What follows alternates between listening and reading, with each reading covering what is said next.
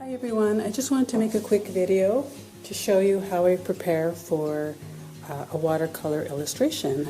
And before I start any watercolor illustration, I do research the colors thoroughly, and I just want to show you my process here. So what helps me a lot is to have a color wheel. Color theory is so important for an artist.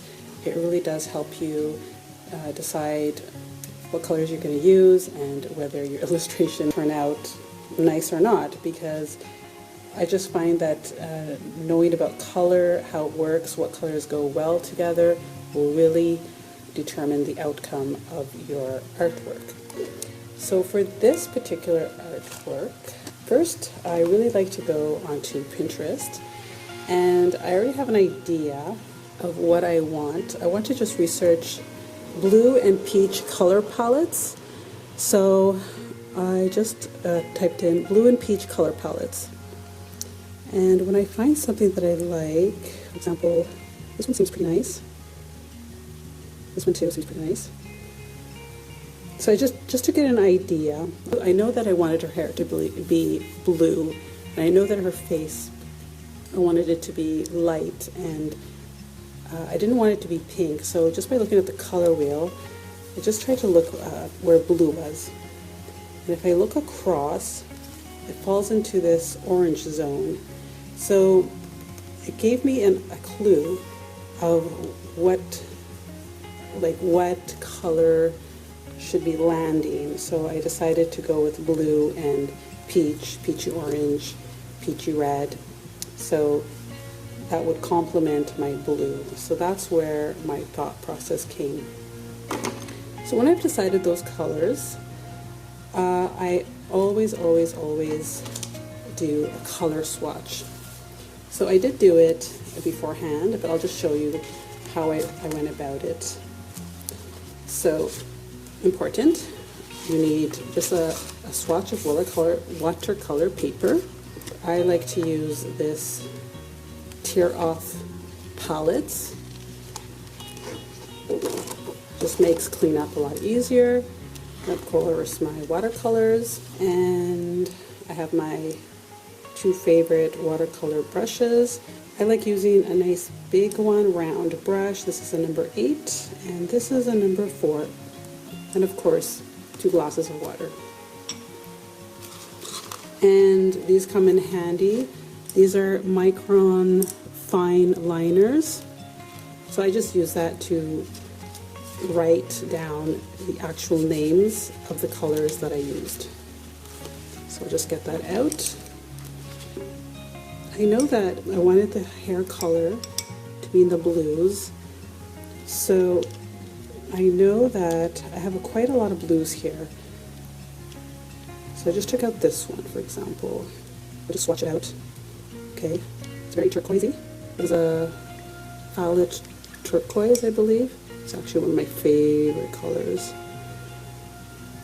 And then there was this blue.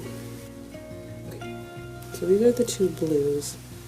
So I'll just begin by swatching it out here. And I just want to see what it's going to look like when I fade it out, because I know that in my illustration I won't be using the full intense color. So I just want to see beforehand how it's going to look a little bit less intense. Okay, before I continue, very important, because you will forget, and so many times I've been swatching and I've just forgotten to actually write down the color. So this is blue intense, so I'll just write it anywhere here, blue intense, so I do not forget, and I'll just keep it on the side just to not mix it up. And then I will take this one. This was the violet turquoise. Yes, I'll just swatch it here.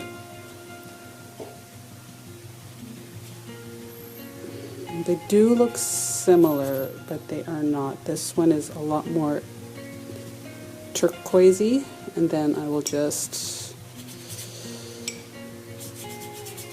see what it looks like watered down. Okay, so let me just write that down. That was the fallow turquoise. Fallow turquoise. Okay, so let me just keep that there on the side. At this point, I know I'm going to need to add a little bit depth into the hair. So I just want to see what would work with these blues. So just by looking what the colors that I have, I know brown wouldn't work, that would just muddy it. Greens, no, that would just turn it more turquoisey. So I decided to get this Payne's Gray. Okay, so as we know, it's quite dark, right? So at this point, what I'll start doing is I'll start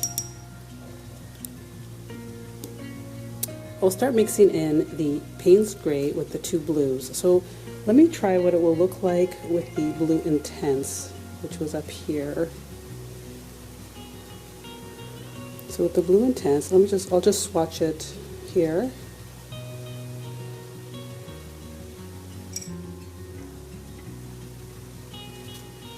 Just to get an idea. And then I'll mix it in with the Fallow Blue and see what that will give me. See, that's a little more intense.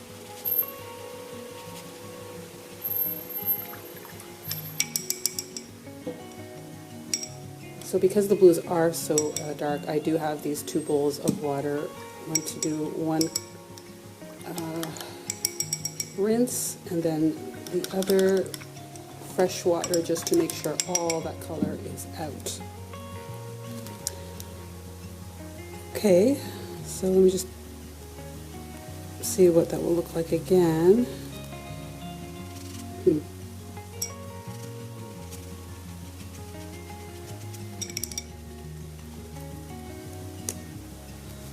Okay, so then I will just write plus, that was the Payne's Gray.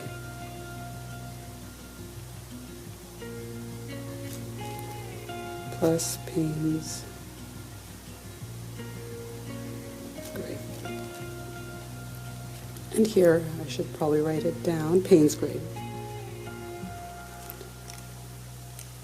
And I will just write as a side note here that this will be for the hair. So I'm kind of liking what that's coming out to. And I think I I like that. Okay, so then I will now move on to the, I want to find out what I'm going to be using for the cheek and skin color, so I'll be right back. I just want to change this water because as you can see it's very blue and I don't want that to mix in with my peach color. Okay, so if I look at my colors, I already know that this is too orangey, and I'll just go to my favorite color here that I do use this quite often. It's a Maple Yellows Reddish. So I'll just swatch that here. And swatch it here too. Kind of already know what that's going to give me because I've used it so often. I'm just going to wait for that to dry before I actually write on it because right now it's a little bit too wet. And I know that I want to mix this to get like a peachy color. So I'm going to try this color here. And what was this called?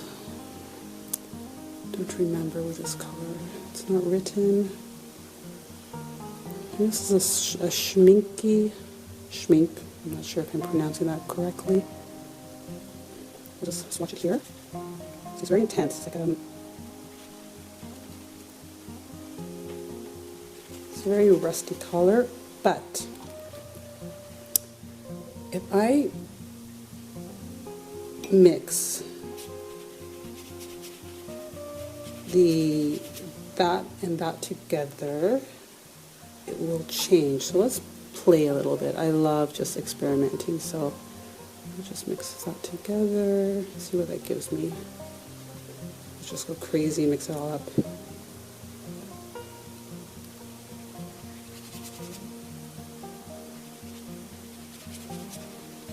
I like that. It's very soft.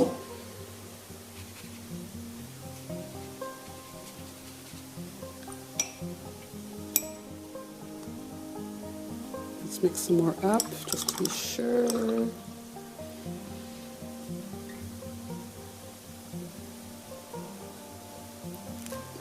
So I can make it even darker. Okay. Yeah, I like that. So I know that by mixing these two, I'm going to get a variation of these peaches. Okay, so let's just add another color to this mix. So let's try, this one is a rose, oh my gosh, I think I need glasses. Rose Madder. Okay, another one of my favorites. If you haven't seen my video about my absolute favorite watercolor pinks, I suggest you do check that out.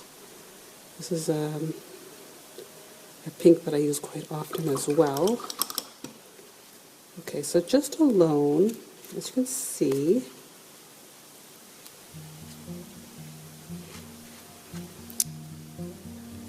sorry, just a little bit dirty.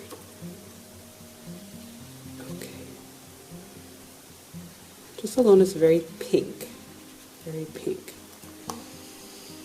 But, this is where it gets fun. Here I'm just going to mix it up with the Naples yellow here.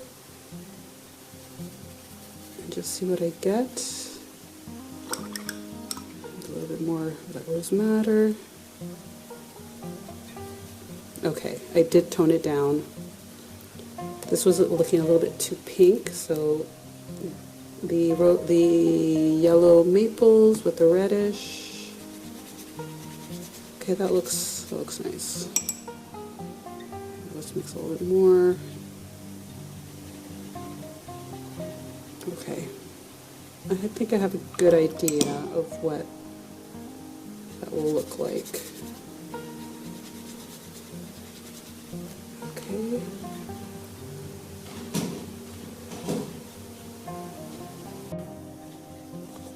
Okay, I did go ahead and write down my colors, and lastly, there is a little bird here in my illustration, and so I am going to really mix it up. I'm going to use, I'm going to make that bird pop out a bit, so I decided to really go all out. And I'm just going to see, make this sort of tropical blue. It's quite intense. Let me just add this cool yellow to the mix. Okay, but I'm not going to actually use that directly. I just want to see what it looks like on the paper, and then when I mix it together, I think that's gonna be interesting. When I'm done swatching all the colors, I'll just try to imagine how the color will look like on the hair, the bird more or less, and then her face, her cheek color mostly, and I might do a little bit of this shadowing with more of the gray tones mixed in with the blues. And I will also, I've already done this swatching before. This was the original swatching I did. I just redid it to show you guys.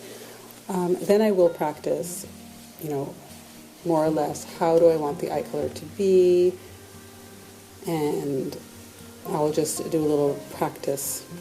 I'll just see if I like that. Do I want her eyes to be blue? So I practiced an eye, a blue eye, basically.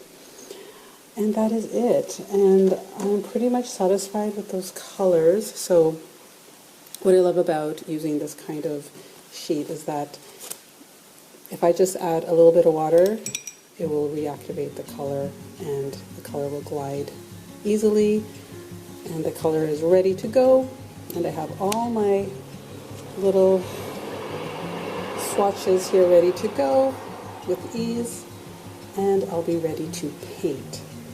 Our conclusion is I love using Pinterest. Follow me in her Quaint Studio, my Pinterest boards if you haven't already. It's a great source of getting your color inspirations. This is very handy. Every artist needs this, even just to understand color theory. Little swatches of watercolor paper and quality watercolor brushes. Very, very handy. And of course, this is not necessary, but I really love these just for doodling or anything in general. And I think that's about it. So thank you very much, and I will be linking I'll be doing, I guess, a time lapse on this illustration, so I hope you'll be watching that as well. So thank you very much for watching today, and I'll see you in the next video. Bye!